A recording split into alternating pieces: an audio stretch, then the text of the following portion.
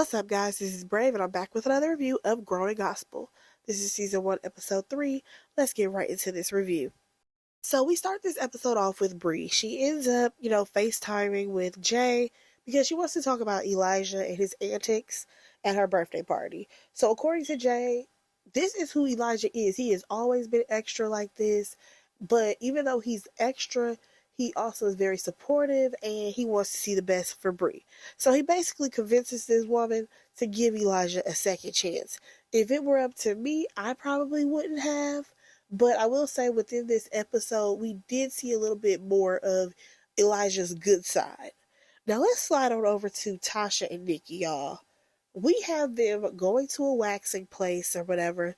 Tasha has never gotten a Brazilian wax. She is only there to get her legs done. I'm like, girl, grow up. And here's my thing. They sort of kind of briefly talk about her relationship. And when I tell you they were skating around it, they were skating around it. We did not know what happened in Tasha's relationship. Because all we knew is that she got married. Her husband is no longer in her house. And she's planning on having dinner with him so that way they can reconcile. What was the major issue? We don't know until the very end of the episode. I'm just like, all right, whatever. So then we have Elijah. He's meeting up with his homegirl Gwen, the same woman who decided to have those balloons at his video shoot that he was having a fist fight with. So she's there and they're location scouting for this photo shoot for Bree. Which I'm just like, oh, okay, cool. This is Elijah trying to be, I guess, a better person. Because at the end of the day, he definitely wants to change everything about her. But, maybe Bree does need to switch some things up a little bit. But one thing that did happen was the fact that Bree did show up and they had a conversation. And Elijah, I would not exactly say he took full accountability of his actions. He did apologize, and it does seem like they're going to move on and move forward. But I just feel like when it comes to Elijah, he has a lot of growing up to do. He doesn't know how to read the room, and he's still very childish. According to him, though, he just wants his friends to reach basically their highest potential. And I'm like, sir, but there's a way of doing things. And clearly you don't know how. But nonetheless, let's hop back over to Bree again. We see her with Tasha. Now, this scene right here, I said, okay, this makes a lot more things make a lot more sense. This was probably one of the first real scenes I feel like we have gotten on this show. Because I feel like within the first two episodes, we got a lot of we're from Detroit gospel royalty families, and this is what we do. It was a lot of showing off. It was a lot of, ooh, look at me. But all these people got all types of issues and baggage that they're not trying to exactly show. For example, even when it came to Nikki, we did not know that Nikki's husband was in jail until the very end of the episode when he threw the party and he was calling from jail. Now let's just go ahead and talk about this conversation between Tasha and Bree. These two had a lot in common. They both were cosmetologists, they were doing hair, and come to find out Tasha used to sing in the strip clubs, Bree used to strip in the strip clubs. They both were attracted to women at one point in their life. They just had a lot of similarities. And I'm just like, see, if we would have led with this type of conversation, like episode 1, I feel like we would have gotten somewhere with this show. Because I feel like we have heard Tasha make so many digs at Bree, and it's like, girl, y'all are kind of the same person. And one thing that I actually wanted to point out about this conversation that was had between the two ladies was the fact that Bree basically said that she started stripping because she saw how much her mom was struggling, because it sounds like Fred left her mom with nothing. It sounds to me like this woman stood by Fred Hammond's side, the whole time that they were married. She probably didn't have to work because he took care of everything as far as the financials, and she didn't work. She probably had nothing to her name. He probably took everything because he was the breadwinner, so she had to go ahead and try to rebuild her life. She got 2 kids and trying to rebuild her life. When she said her mom had to go back to school, her mom was working, some job that really wasn't making no money. How are we going to afford a lifestyle? So now we have your daughter trying to step up and put in for the family. And yes, she went the stripper route because what other job are you going to be able to make money fast, to try to maintain a lifestyle that you've already been accustomed to? Because let's not forget, at this point, Fred Hammond is a big star, okay? Like, Fred Hammond has been big since I don't know what year. He was in some group called, what was it, Commission, I believe, way, way back in the day. And then he became like a solo artist. So he's had money for a while. And the wife and the kids are used to a certain lifestyle. So now you have your daughter who's probably in her, what, 20s or something? I don't know what year all this went down that she had to be a stripper. But I'm just saying that this is a reflection of the father more than anything else. And you cannot change my mind about that, because at the end of the day, if he did not leave his wife high and dry, I don't think that Brie would have had to do all this. Just wanted to point that out.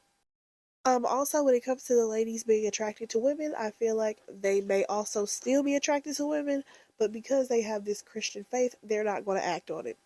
Let's just go ahead and move on, because they ended this scene with a prayer, and then we moved on to the next scene. And that would be the photo shoot with Elijah. Elijah sets up a photo shoot with Bree. They put her on a wig. And honestly, the photos came out really good. I feel like I had a lot of, doubt in Elijah, but it was a good experience for Bree. Nonetheless, let's go ahead and move on. Now we have Tasha and her mom have a conversation. Again, skating around what is happening when it comes to her and her marriage. Her mom is there or whatever, and we learned that she got married in 2019, y'all, which was only a few years ago. And her man, he's coming into town, so he lives somewhere else, a total different city than her. He ain't in Detroit, so he's coming into town. And if this doesn't go well, then basically she will be having her second divorce under the age of 40. And I'm like, well, what happened? What is going on between y'all two? Because nobody just goes ahead, leaves, moves to a different state, and be like, all right, we gonna see what's gonna happen in this marriage. Like, it doesn't sound like there's any effort being put in from his side of things. So then we have her mom. She's over there preaching about how God doesn't like divorce. And I'm like, well, what are the grounds of this divorce possibility? That's the only concern that I have. So again, we're ending scenes with a prayer, and I just wanted to know what went down in their relationship. So now we have a meetup between Shauna and Tasha. I feel like this episode was very Tasha heavy. So Shauna starts this off with a prayer. I said, you know what? Y'all keep throwing these prayers in without giving us any type of information. And it's starting to annoy me. I just want to throw that out there. Because I'm all for a prayer, but I feel like they're just throwing it in to show that they're so holy and so sanctified. You know what I'm saying? But nonetheless, so Tasha's husband, he supposedly said that Shauna was bashing him. Oh, no, I'm sorry. Shauna got information from Tasha that Tasha was bashing him and all of this stuff, and how Tasha was spreading their business, and then Shauna was spreading their business. And according to Shauna, this was all a lie. Tasha, she doesn't even want to talk about it. Shauna is pregnant and she's over it. I'm like, what kind of scene was this? Because we got nothing out of it. We don't know what the lie exactly was that she supposedly said. Then you also have Tasha saying how, she can't really believe Shauna. She has to trust the source that she got it from, which would be her husband. Like, why would he lie? I'm just like, what am I watching? Because I feel like everyone on this show is really trying to cover their tracks so that way nobody can see what the dirt really is.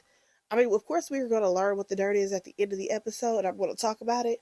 But I just feel like we got way too many scenes of Tasha talking about her husband and what's going on in their marriage, and we never knew what the heck was happening.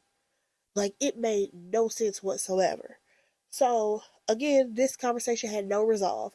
I'm like, so you mean to tell me y'all have been friends since y'all was 20 years old, and y'all gonna let a friendship go because of this?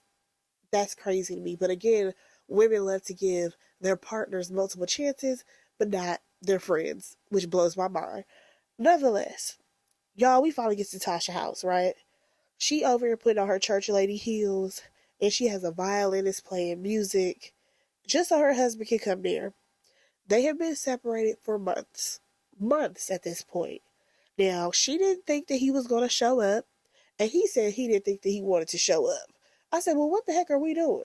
Did you realize that the cameras will be there? So you said, let me just see what's going on? Because you want some camera time? Because honestly, for me, that would have been a no. That would have been exit stage left. Oh, you didn't think you was going to come here? All right, let's sign these papers because clearly you don't want to work on this marriage. Nonetheless, she goes over there and she gives this man a box with a lock in it and a t-shirt. Now, the lock was supposed to be for him to gain her trust back. No, I'm sorry. For her to gain his trust back. Somebody's trust needs to be gained back. I'm not really sure. And also a t-shirt that says something about stop drinking because I guess she must act very erratic when she's drinking. So I'm like, oh, so you have a drinking problem. There's a little bit of alcoholism happening. Is that what's going on? Because we're not exactly saying what the issues are in this relationship. Then he says, oh, well, I have something for you too.